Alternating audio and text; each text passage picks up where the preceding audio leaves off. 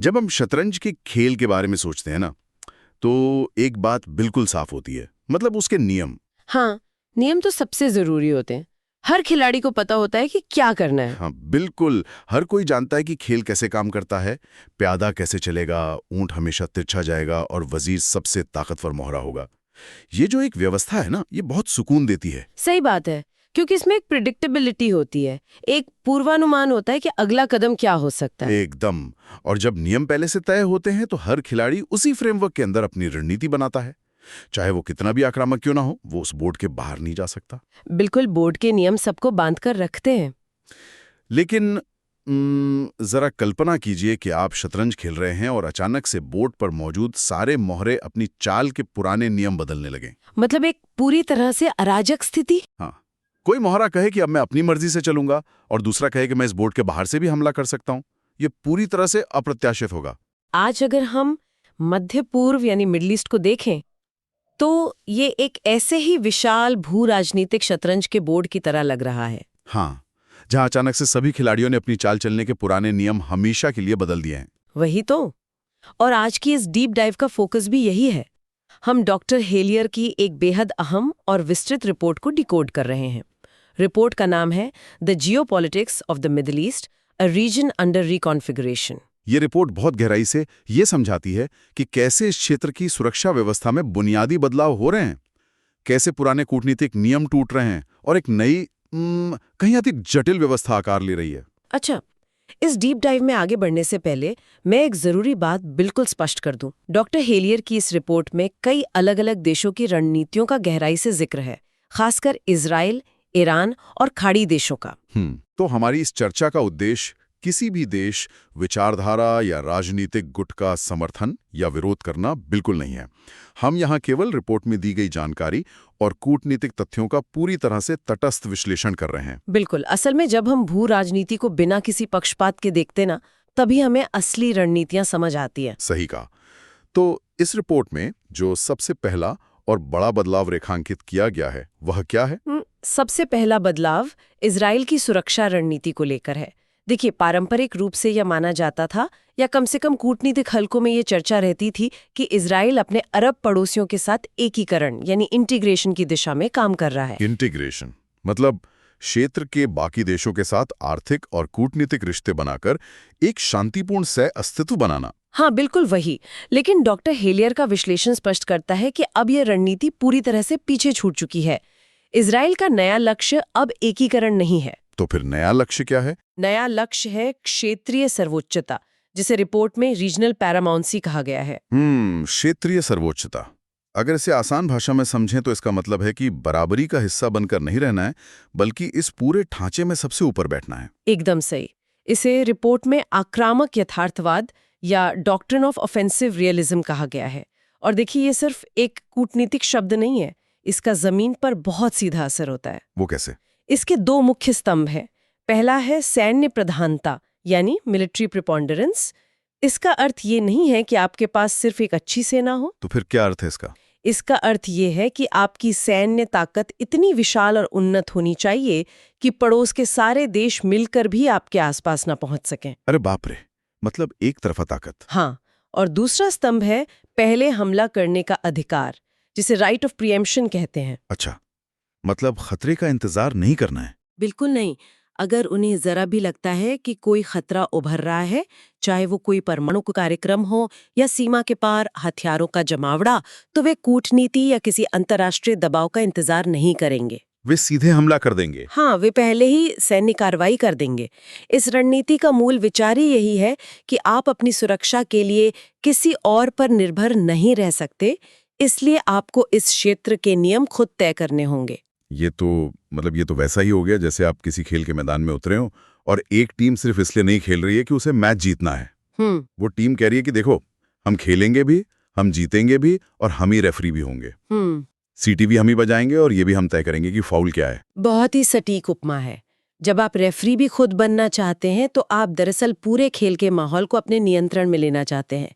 आप चाहते हैं कि बाकी सारे खिलाड़ी आपके बनाए डर और नियमों के साए में खेलें। पर यहाँ एक बहुत बड़ा विरोधाभास नजर आता है मुझे।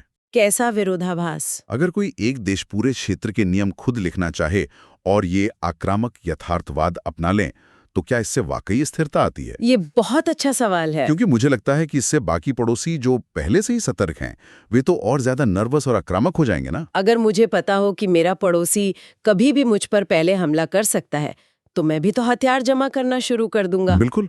और इसे अंतर्राष्ट्रीय संबंधों में सुरक्षा दुविधा या सिक्योरिटी डिलेमा कहा जाता है। अच्छा। देखिए, जब एक देश पूर्ण सुरक्षा हासिल करने के लिए अपनी सैन्य ताकत बेतहाशा बढ़ाता है और आक्रामक नीतियां अपनाता है, तो वो अल्पावधि में खुद को सुरक्षित महसूस कर सकता है। शॉर्ट टर्म में उसे लगेगा कि वो सेफ है। हाँ, लेकिन रणनीतिक रूप से ये पड़ोसियों के मन में अस्तित्व का संकट पैदा कर देता है।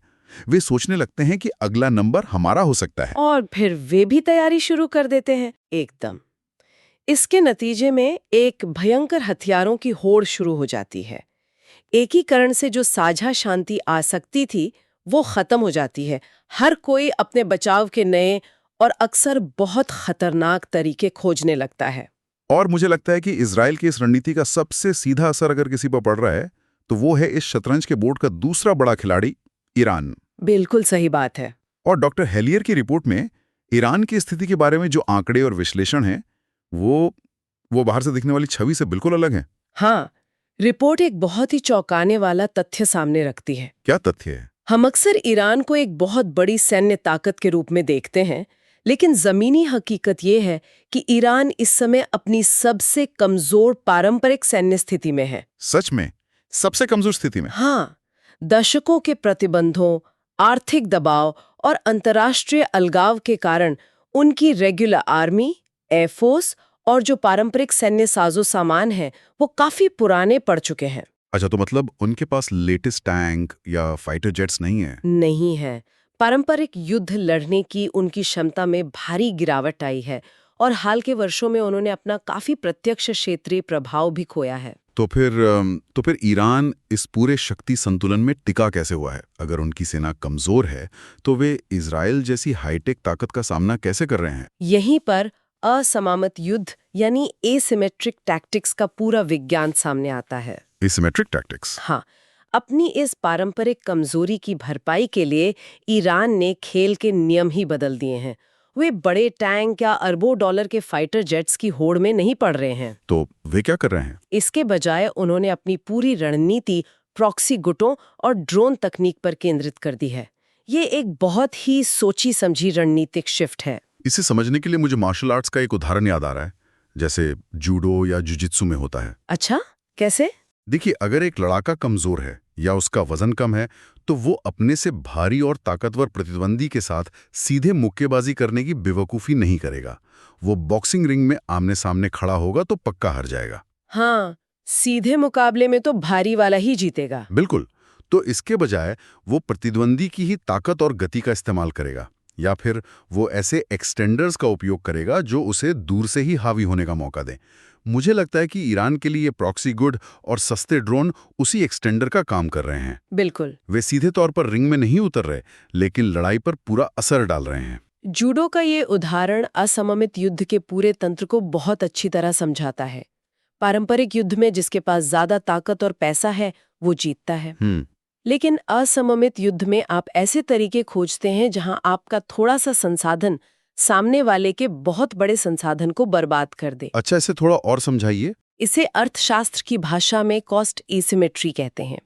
देखिए, ईरान जो ड्रोन बनाता है, वे तकनीकी रूप से बहुत सस्ते होते हैं, शायद कुछ $1000 के। हाँ, बहुत सस्ते। लेकिन जब वे इन ड्रोन्स को किसी लक्ष्य की तरफ छोड़ते हैं, तो सामने वाले देश को उन्हें हवा में मार गिराने के लिए जो एयर डिफेंस मिसाइल दागनी पड़ती है, उसकी कीमत लाखों डॉलर में होती है। बाप रे, मतलब कुछ $1000 के ड्रोन को गिराने के लिए लाखों डॉलर की मिसाइल? बिल्कुल। मतलब उनका मकसद सिर्फ हमला करना नहीं है, बल्कि आर्थिक रूप से भी थकाना है। एकदम। और दूसरी तरफ प्रॉक्सी गुटों का इस्तेमाल उन्हें एक सबसे बड़ी ताकत देता है, डिनायबिलिटी, यानी इनकार करने की सुविधा। अच्छा, वो कैसे? वे पूरे क्षेत्र में अस्थिरता पैदा कर सकते हैं, अपने दुश्मनों को उलझा कर रख सकते हैं, लेकिन आधिकारिक तौर पर कह सकते हैं कि हमने तो कोई हमला नहीं किया। समझ गया। मतलब वे बिना सीधे युद्ध में उतरे इस पूरे भू राजनीतिक समीकरण को नियंत्रित कर रहे हैं। हाँ, यही उनकी रणनीति है। लेकिन एक सवाल जहन में आता है। बताइए। क्या पारंपरिक सेना का कमजोर होना ईरान की मजबूरी है जिसे वो सिर्फ कवर कर रहे हैं, या फिर हम इसे ऐसे देखें कि उन्होंने मिडिल ईस्ट में शक्ति की परिभाषा ही बदल दी है? ये एक बहुत गहरा सवाल है। मतलब क्या उन्होंने युद्ध लड़ने का तरीका इतना बदल दिया है कि अब बड़ी पारंपरिक सेना होने का कोई मतलब ही नहीं रह गया है? ये इस रिपोर्ट के सबसे गहरे निष्कर्षों में से एक है। ईरान ने अपनी कमजोरी को ही अपना सबसे बड़ा हथियार बना लिया है। आज के समय में कोई भी देश एक फुल स्केल युद्ध नहीं लड़ना चाहता, क्योंकि उसकी आर्थिक कीमत बहुत भयानक होती है। ऐसे माहौल में अस्थिरता फैलाने की क्षमता अपने आप में एक बहुत बड़ी रणनीतिक शक्ति बन जाती है। मतलब आपको युद्ध जीतना नहीं है, बस तंग करना है। हाँ, आपको कोई इलाका जीतना नहीं है, आपको बस सामने वाले को चैन से नहीं बैठने देना है। तो हाँ, उन्होंने शक्ति की परिभाषा को पलट दिया है। पारंपरिक सेना कमजोर होने के बावजूद वो अपनी इस असमित रणनीति से पूरे क्षेत्र के हर बड़े फैसले को प्रभावित कर रहे हैं। तो तस्वीर कुछ ऐसी बन रही है। एक तरफ इजराइल है जो सैन्य प्रधानता से पूरे क्षेत्र को अपने नियमों से चलाना चाहता है, दूसरी तरफ ईरान है जो छिपकर प्रॉक्सी और ड्रोन्स के जरिए सिस्टम को अस्थिर कर रहा है। बिल्कुल। तो इन दोनों के बीच जो इस क्षेत्र के पारंपरिक अमीर देश हैं, जैसे खाड़ी देश या गल्फ मोनाकीज, उनका क्या हो रहा है? दशकों से वे एक बहुत ही आरामदायक स्थिति में थे, लेकिन अब मुझे लगता है कि वे अपने पुराने सुरक्षा ढांचे को लेकर काफी नर्वस हो रहे होंगे। उनका नर्वस होना बहुत स्वाभाविक है। रिपोर्ट के अनुसार खाड़ी के देशों में एक बहुत बड़ा कूटनीतिक शिफ्ट आ रहा है। कैसा शिफ्ट? देखिए, दशकों तक अमेरिका इन देशों के लिए एक अटल सुरक्षा कवच रहा है। एक तरह का अलिखित समझौता था कि खाड़ी देश ऊर्जा की आपूर्ति सुनिश्चित करेंगे और अमेरिका उनकी सीमाओं और राजघरानों की सुरक्षा करेगा। हाँ, ये तो सबको पता है। लेकिन अब इन देशों को गहराई से ये महसूस हो रहा है कि अमेरिका पर आंख मूंद कर भरोसा नहीं किया जा सकता। ये भरोसा टूट क्यों रहा है? अमेरिका ने तो वहां अपने बड़े बड़े मिलिट्री बेस बनाए हुए हैं ना। बेस तो है, लेकिन इसके पीछे कई और कारण हैं। अमेरिका की अपनी भू राजनीतिक प्राथमिकताएं अब बदल रही हैं। अच्छा। उनका मुख्य फोकस अब मध्य पूर्व से हटकर एशिया प्रशांत क्षेत्र और चीन की तरफ जा रहा है।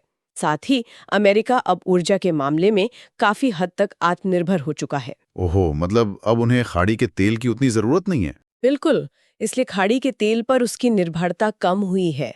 अब सोचिए, जब आपकी बॉडीगार्ड की दिलचस्पी आपको बचाने में कम होने लगे और पड़ोस में आक्रामक यथार्थवाद और असम्मित युद्ध चल रहा हो, तो आप पुरानी गारंटियों के भरोसे नहीं बैठ सकते। ये तो है।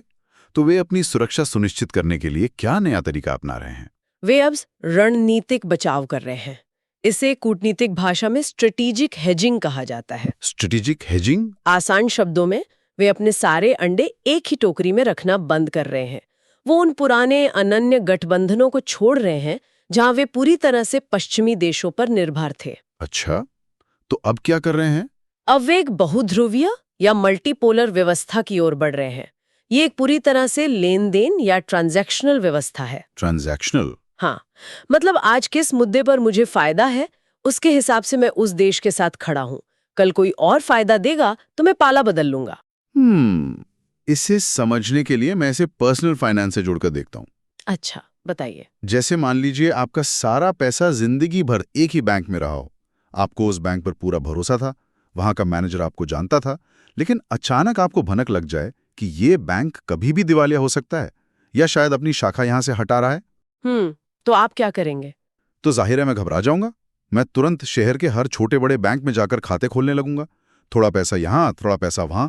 बिल्कुल। मतलब मैं अलग अलग जगह निवेश कर रहा हूं ताकि अगर कल को एक बैंक डूबे तो मैं पूरी तरह बर्बाद ना हो जाऊं। खाड़ी देश भी तो यही कर रहे हैं ना। ये हेजिंग का बहुत ही सटीक और व्यवहारिक उदाहरण है। और खाड़ी देशों के मामले में ये छोटे बड़े बैंक्स दुनिया की अलग अलग महाशक्तियां हैं। जैसे कि देखिए, वे अमेरिका के साथ अपने सैन्य संबंध बनाए रख रहे हैं, लेकिन उसी समय वे चीन के साथ 5G नेटवर्क, इंफ्रास्ट्रक्चर और बड़े व्यापारिक समझौते भी कर रहे हैं। मतलब चीन से भी दोस्ती? हाँ, वे रूस के साथ तेल के उत्पादन के मुद्दों पर बातचीत कर रहे हैं। यहाँ तक कि वो ईरान जैसे अपने पुराने क्षेत्रीय प्रतिद्वंदियों के साथ भी बातचीत के चैनल खोल रहे हैं। अच्छा, हर तरफ रिश्ते बना रहे हैं। एकदम। वे कूटनीतिक रूप से हर दरवाजा खुला रख रहे हैं, ताकि किसी एक पर निर्भर होने का जोखिम खत्म हो जाए। सुनने में तो ये बहुत ही स्मार्ट और सुरक्षित रणनीति लगती है। हाँ, पर क्या ये रणनीतिक बचाव वाकई में काम करता है? क्या मतलब? मेरा मतलब है, हर किसी के साथ थोड़ा थोड़ा गठबंधन करने से क्या ऐसा नहीं होता कि संकट के समय कोई भी आपका पक्का दोस्त नहीं रहता? ये आपने बिल्कुल सही नस पकड़ी है। ये इस बहुध्रुवीय व्यवस्था का सबसे बड़ा खतरा है। जब रिश्ते पूरी तरह से लेन देन वाले हो जाते हैं ना, तो उनमें कोई वैचारिक वफादारी या गहरा कमिटमेंट नहीं होता। हाँ, बस फायदे का सौदा होता है। बिल्कुल। अल्पावधि में तो इन देशों को लगता है कि वे सुरक्षित हैं, क्योंकि उनके पास विकल्प हैं। लेकिन जब कोई वास्तविक सैन्य संकट आता है, तब आपको एक ऐसा सहयोगी चाहिए होता है जो आपके लिए जोखिम उठाने को तैयार हो, जो सच में आपके साथ खड़ा हो। हाँ, और लेन देन वाले दोस्त संकट के समय अक्सर किनारा कर लेते हैं। इससे क्षेत्र में सुरक्षा बढ़ने के बजाय भ्रम और अविश्वास का माहौल बनता है। हर देश सोचता है कि सामने वाला कभी भी डील तोड़ सकता है। ये तो बहुत डरावनी स्थिति है। और अगर अमेरिका पे भरोसा कम हो रहा है और खाड़ी देश नए बैंकों में खाते खोल रहे हैं, तो इस खालीपन या वैक्यूम को भरने के लिए जो बाहरी महाशक्तियां हैं, जैसे रूस और चीन, उनका बर्ताव कैसा है? क्या वे मिडल ईस्ट का नया बॉस बनना चाहते हैं? ये बहुत ही दिलचस्प डायनामिक है, क्योंकि सच कहूं तो मिडल ईस्ट का नया बॉस कोई नहीं बनना चाहता। कोई नहीं बनना चाहता? क्यों? रिपोर्ट ये स्पष्ट करती है कि इतने अविश्वास के बावजूद अमेरिका आज भी इस क्षेत्र की सुरक्षा का मुख्य एंकर बना हुआ है। किसी और देश के पास वो सैन्य ढांचा, बेस और इच्छा शक्ति नहीं है जो अमेरिका वहां रखता है। अमेरिका अनिच्छुक हो सकता है, लेकिन वो अभी भी सबसे बड़ी गारंटी है। और रूस का क्या रोल है इस समय? रूस एक समय में सीरिया और कुछ अन्य जगहों पर बहुत हावी था, लेकिन अब वो अपना कूटनीतिक और सैन्य प्रभाव काफी हद तक खो रहा है। ऐसा क्यों? वे अपनी दूसरी भू राजनीतिक लड़ाइयों में इतने गहरे फंसे हुए हैं कि मध्य पूर्व में शक्ति प्रदर्शन करने के लिए उनके पास संसाधन और ध्यान दोनों की कमी है। उनकी हैसियत अब एक क्षेत्रीय मध्यस्थ की नहीं रही। तो फिर चीन इस मौके का फायदा क्यों नहीं उठा रहा? वे तो एक ग्लोबल सुपर पावर बन रहे हैं, उन्हें तो ये वैक्यूम भर देना चाहिए। चीन इस पूरे खेल में सबसे अनोखी रणनीति अपना रहा है। देखिए, चीन इस क्षेत्र में भारी पैसा लगा रहा है, सड़कें, बंदरगाह, रिफाइनरी, सब कुछ बना रहा है। हाँ, इंफ्रास्ट्रक्चर में तो वो सबसे आगे हैं। बिल्कुल, लेकिन चीन किसी भी तरह की सुरक्षा, वास्तुकला या सिक्योरिटी आर्किटेक्चर की जिम्मेदारी लेने से साफ बच रहा है। वे कहते हैं कि हम आपके साथ व्यापार करेंगे, लेकिन हम आपको सुरक्षा की गारंटी नहीं देंगे। ये तो बड़ा अजीब है। चीन की भूमिका देखकर तो मुझे उस चालाक मकान मालिक की याद आ रही है, जो एक आलीशान कमर्शियल बिल्डिंग बनाता है, उसमें खूब पैसा लगाता है और हर महीने भारी भरकम किराया भी वसूलता है। फिर? लेकिन जब किराएदार कहते हैं कि भाई बिल्डिंग के बाहर चोरी हो रही है, एक सिक्योरिटी गार्ड रख दो, तो वो साफ मना कर देता है। कहता है कि नहीं, सुरक्षा मेरा काम नहीं है, तुम अपना गार्ड खुद रखो या उसी पुराने गार्ड से बात करो, मेरा काम सिर्फ किराया लेना है। ये बहुत ही सटीक उदाहरण है। असल में चीन की रणनीति ठीक यही है। इसे कूटनीति में फ्री राइडिंग कहा जाता है। Free riding? हाँ, चीन चाहता है कि क्षेत्र में आर्थिक स्थिरता रहे ताकि उनके बेल्ट एंड रोड इनिशिएटिव और व्यापार को नुकसान ना हो, लेकिन वे मध्य पूर्व के खतरनाक राजनीति, शिया सुन्नी विवादों और सैन्य उलझनों में नहीं पड़ना चाहते। मतलब रिस्क नहीं लेना है? बिल्कुल नहीं। वे चाहते हैं कि अमेरिका इस क्षेत्र को सुरक्षित रखने का खरबों डॉलर का खर्च और सिरदर्द उठाए और उस सुरक्षा की छतरी के नीचे चीन अपना व्यापार बढ़ाए। वाह, क्या रणनीति है! इसीलिए महाशक्तियों के होने के बावजूद एक खालीपन है, क्योंकि जो ताकतवर है वो पूरी तरह से शामिल नहीं होना चाहता। अच्छा, इस पूरी चर्चा में हमने हथियारों, प्रॉक्सी गुटों, ड्रोन, इंफ्रास्ट्रक्चर और पैसे की बात की है, लेकिन इस रिपोर्ट में एक ऐसा हिस्सा भी है जिसने मुझे सचमुच हैरान कर दिया। आप आयरलैंड की बात कर रहे हैं ना? हाँ, मतलब जब हम मध्य पूर्व की कूटनीति की बात करते हैं, तो क्या कोई आयरलैंड का नाम सोच सकता है? लीस्ट की राजनीति में एक छोटे से यूरोपीय देश का क्या काम? वही तो। लेकिन डॉक्टर हेलिया का विश्लेषण यहाँ कूटनीति के एक बिल्कुल अलग आयाम को सामने लाता है। सत्ता परिवर्तन, हथियारों की होड़ और सौदेबाजी के इस अंतर्राष्ट्रीय माहौल में आयरलैंड एक बिल्कुल अलग तरह की करेंसी का इस्तेमाल कर रहा है। कैसी करेंसी? क्योंकि उनके पास तो मिडिल ईस्ट में बांटने के लिए ना हथियार है और ना ही चीन जितना पैसा। बिल्कुल। इस करेंसी को रिपोर्ट में नैतिक पूंजी या मॉरल कैपिटल कहा गया है। Moral capital? हाँ, ये कोई ऐसी चीज नहीं है जिसे रातों रात कमाया जा सके। ये पूंजी आती है अंतर्राष्ट्रीय कानून को लगातार, निरंतर और बिना किसी भेदभाव के बनाए रखने की उनकी वकालत से। मतलब नियमों का पालन करना चाहते हैं। आयरलैंड ने एक लंबी निरंतरता दिखाई है। इसे एक गैर व्यापारिक या नॉन ट्रेडेबल करेंसी कहा गया है। आप इसे बाजार में खरीद या बेच नहीं सकते। लेकिन ये उन्हें एक अनोखी कूटनीतिक ताकत देती है। देखिए, मुझे यहाँ थोड़ी शंका हो रही है। कैसी शंका? जब हम जमीनी हकीकत देखते हैं, जहाँ पूरा मध्य पूर्व हथियारों, आक्रामक यथार्थवाद और पैसे की भाषा बोल रहा है, जहाँ आए दिन ड्रोन हमले हो रहे हैं, वहाँ क्या इस नैतिक पूंजी से वाकई जमीन पर कोई बदलाव लाया जा सकता है? या ये सिर्फ संयुक्त राष्ट्र में अच्छे भाषण देने और कागजों पर आदर्शवादी दिखने का एक तरीका भर है? मेरा सवाल यह है कि क्या इससे किसी की जान बचती है? ये एक बहुत ही व्यवहारिक सवाल है और ये शंका जायज भी है। देखिए, ये सच है कि जमीन पर आगे बढ़ते टैंकों या उड़ते हुए ड्रोन्स को रोकने के लिए नैतिक पूंजी सीधे तौर पर कोई ढाल नहीं बन सकती। हाँ, मिसाइल को तो मिसाइल ही काटेगी। बिल्कुल, हार्ड पावर का सामना हार्ड पावर से ही होता है। लेकिन कूटनीति सिर्फ युद्ध लड़ने के बारे में नहीं है, ये युद्ध रोकने और उसके बाद की व्यवस्था बनाने के बारे में भी है। अच्छा। और वहीं पर क्रेडिबिलिटी यानी विश्वसनीयता सबसे बड़ी ताकत बनती है। जब युद्ध विराम के लिए मध्यस्थता की जरूरत होती है, जब मानवीय सहायता पहुंचाने के लिए सुरक्षित रास्ते बनाने होते हैं, या जब बंधकों की रिहाई के लिए बातचीत होती है, तब उन देशों की जरूरत होती है जिन पर सभी पक्ष भरोसा कर सकें। मतलब जिन पर किसी एक गुट का ठप्पा न लगाओ। एकदम, क्योंकि आयरलैंड के पास ये नैतिक पूंजी है और उन पर किसी एक गुट का अंधा समर्थक होने का ठप्पा नहीं है। इसलिए वे इस ध्रुवीकृत माहौल में भी पर्दे के पीछे से संवाद के रास्ते खोल सकते हैं। ये कोई हवाई आदर्श नहीं है, ये एक बहुत ही ठोस सॉफ्ट पावर है जो संकट के समय काम आती है। ये वाकई में भू राजनीति को देखने का एक नया नजरिया है। मतलब सिर्फ हथियारों से ही सब कुछ तय नहीं होता। बिल्कुल नहीं।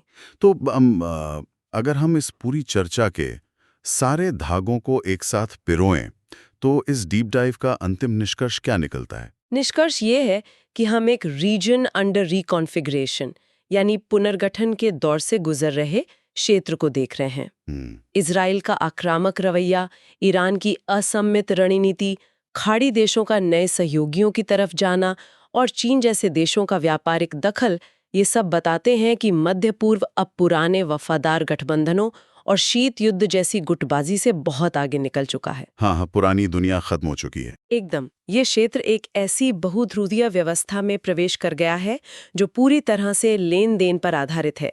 यहाँ हर देश केवल अपने तात्कालिक हितों के हिसाब से फैसले ले रहा है। पुराने नियम जो स्थिरता लाते थे, वे अब टूट चुके हैं और दुख की बात यह है कि नए नियम अभी तक पूरी तरह से बने नहीं हैं। और यही वो बिंदु है जो मुझे एक बहुत ही गहरे सवाल पर लाकर खड़ा कर देता है। एक ऐसा सवाल जिस पर इस रिपोर्ट के परे भी हमें सोचना चाहिए। वो क्या है? देखिए, इतिहास गवाह है कि जब भी किसी क्षेत्र की सुरक्षा किसी एक सर्वमान्य महाशक्ति, चाहे वो ब्रिटेन रहा हो या अमेरिका, के हाथ में होती थी, तो एक तरह की स्थिर व्यवस्था बनी रहती थी। एक रेफरी होता था जिसकी बात सब मानते थे या कम से कम उससे डरते थे।